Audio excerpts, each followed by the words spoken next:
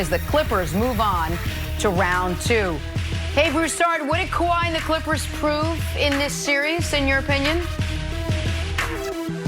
I don't really think they proved anything except to maybe those doubters / haters out there like Nick Wright.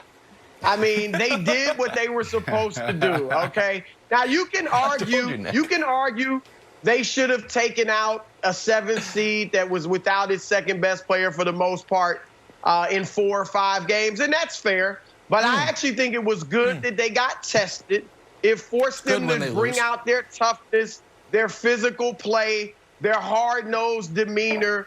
Kawhi Leonard was a closer. That didn't surprise us. Here's the thing about Kawhi. Aside from his steely mentality, what makes him a great closer is that mid-range game. And I know the analytics guys like Nick hate the mid-range. But when you can get to a spot on the floor, several spots on the floor, in the mid-range, that is a huge advantage when it comes to closing games, especially when you're a guy who can also go all the way to the rim or hit the 3. But the last thing I'm going to say, what I loved last night was that they showed they've got another option to Lou Williams late in games. Reggie Jackson, with his 4 3-pointers in the fourth quarter, 12 points, if he's playing well, I'm just saying this or not, if he's playing well, you can have him in late in games because he's a better defender than Lou Williams. So if he's got it going offensively, especially if Paul George is hot, then you don't have to have Lou on the floor necessarily at the end of games. I know he's one of their closers, but you don't have to have him on the floor at the end of games, and opponents can't hunt him defensively like we've seen the Lakers do late in games against the Clippers. So that was a nice wrinkle and new development that I like. All right, instead they'd have defensive stalwart Reggie Jackson out there. But all right, so listen, this better than Lou. That's all I'm saying. Better than Lou. That is true. This really pains me because I adore Chris Broussard. I adore him so much that Stan Van Gundy came after him on Twitter this weekend, and I like Stan a lot. And I told Broussard I'll write him off. I'll just Stan Van Gundy on my enemies list if he puts in the call. That's how much I adore Chris Broussard. But everything he just said about the Clippers is infuriating. First of all, before the series, not only did I pick Clippers in 6 and Broussard said I was wrong, I gave maybe the most specific prediction anyone's ever given. I said it will be Clippers in 6, and in the fourth quarter of Game 6, it will be a close game. I will text Broussard, "Are you nervous yet?" And then the Clippers will pull away, which is exactly how this series went, despite the fact that Kristaps Porzingis played 10 quarters. There are two categories on the Clippers commentary. One is how great Kawhi was. The other is how mediocre the rest of the team was throughout this series. They had no answer for Luka, who had arguably the second best debut playoff series of anybody of the last 30 years.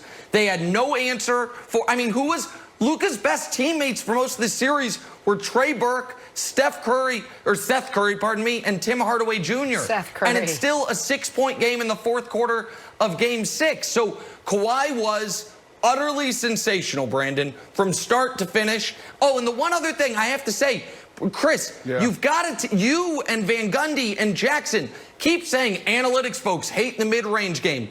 Not from Kawhi, not from Chris Paul, not from the guys who it's a good shot for. The mid-range shot is a bad shot for the vast majority of players. For guys such as Kawhi, a handful of guys, it's a good shot. So you got to say the analytics folks hate Kawhi's mid-range game. No, we don't.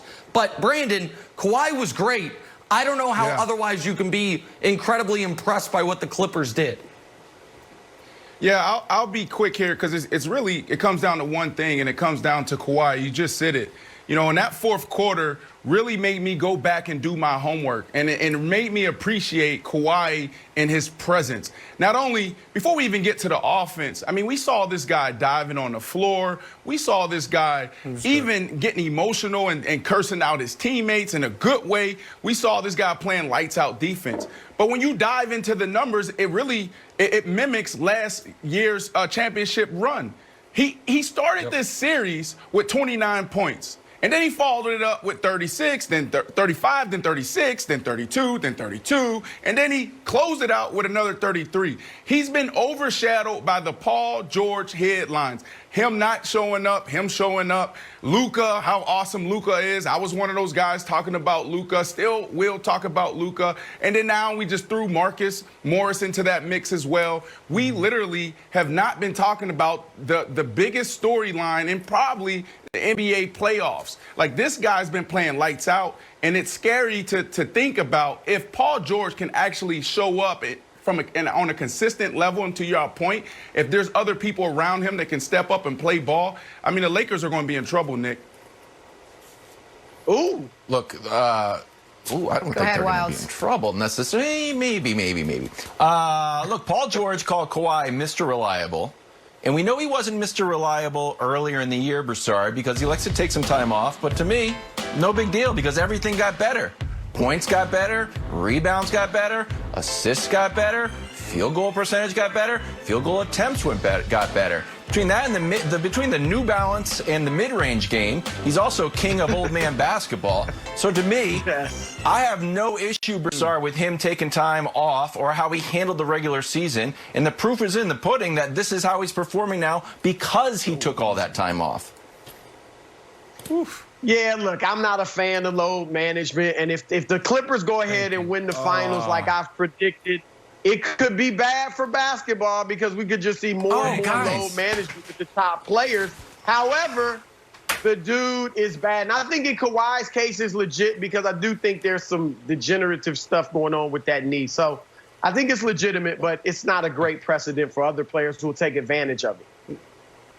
Broussard, I just quickly hear where you don't because people. Well, Nick, you know exactly, Nick, you know exactly what I was going to say. You know, I don't understand. Are we trying to entertain guys in the regular season, or are we trying to win championships? Yes. Like, what are we trying to accomplish? Here's what I'd say, Brandon. If they can't play 82, if they can't play 82 games, and a lot of teams, you know, their science is saying 82 games are too much, cut the season to 65. But they want 82-game money for 65 games of play. So you can't have think about this.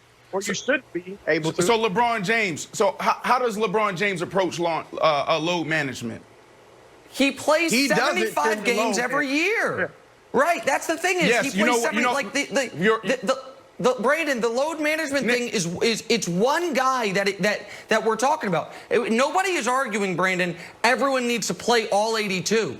But missing a quarter of the season in consecutive years is bad for the league when you're that level of player. LeBron James, you can't. LeBron James is like Messi. These guys, their movement on the court is very minimum. So when we talk about load management, some guys do it on the bench and some guys do it on the floor. You can look at the last five years and seeing LeBron James actually take his time on the court and pace himself. Yep. So he's just doing it in a smart way. I agree with that entirely. Of course, you're pacing yourself throughout the season. To me, that's a huge difference from missing games. I want to, though, give Kawhi credit here before we move on for one other thing. One of my concerns with the load management and with how low minutes he was playing throughout the year was in the playoffs when they need him to play 40 minutes per, was he going to be able to? He averaged 40 minutes a game in this series. So like if the Clippers can get not only this efficiency out of Kawhi, but where he's only resting 7 to 8 minutes a game, that is a huge boon for them because you know the Lakers are getting that out of LeBron. So all the credit in the world to Kawhi for how he played in this first round. The rest of his teammates need to up their level of play by round 2, Jeff. All right, speaking of LeBron, we'll get to the Lakers' gentleman's sweep of the Blazers next.